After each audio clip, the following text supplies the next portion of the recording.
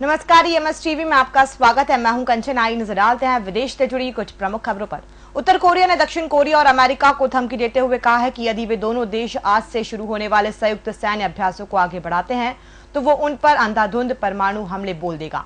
न्याय के लिए एहतियातन परमाणु हमले की ये धमकी उत्तर कोरिया के शक्तिशाली नेशनल डिफेंस कमीशन ने एक बयान में कोरियन पीपुल्स आर्मी के उच्चतम कमांड के हवाले से दी है।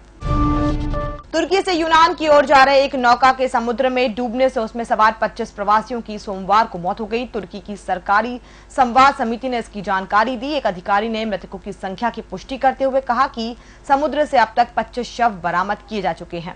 हालांकि पहले मृतकों की संख्या 18 बताई गई थी, लेकिन बाद में 7 और शव बरामद किए गए हैं। समिति ने कहा कि मृतकों में 10 बच्चे भी शामिल हैं। इस्लामी चरमपंथी संगठन आईएस ने इराकी शहर हिल्ला के भीड़भाड़ वाले इलाके में हुए एक आत्मघाती हमले की जिम्मेदारी ली है। इसमें कम से कम 47 लोगों की मौत हो गई है। ये इलाका राजधानी बगदाद से 100 किलोमीटर दूर है। अधिकारियों के मुताबिक धमाके में बड़ी संख्या में लोग घायल भी हुए हैं। ईमेल का आविष्कार करने वाले अमेरिकी प्रोग्रामर रे टॉमलिंसन का निधन हो गया है। वो 74 वर्ष के थे। वर्ष 1971 में टॉमलिंसन ने किसी एक नेटवर्क पर विभिन्न मशीनों के बीच सीधे इलेक्ट्रॉनिक संदेश भेजने का आविष्कार किया था।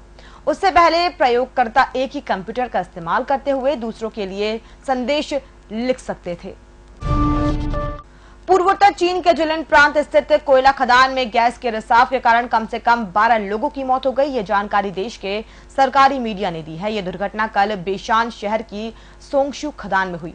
उस समय खदान के अंदर 700 से ज्यादा खनिक काम कर रहे थे। बचाव कर्मियों ने कहा कि लगभग 692 खनिक किसी तरह बच निकलने में कामयाब रहे, लेकिन 13 लोग वहीं फंस गए, जिनमें से 12 लोगों की बाद में मौत हो गई। एक व्यक्ति घायल हो गया, जिसे पास के अस्पताल में भर्ती कराया गया है।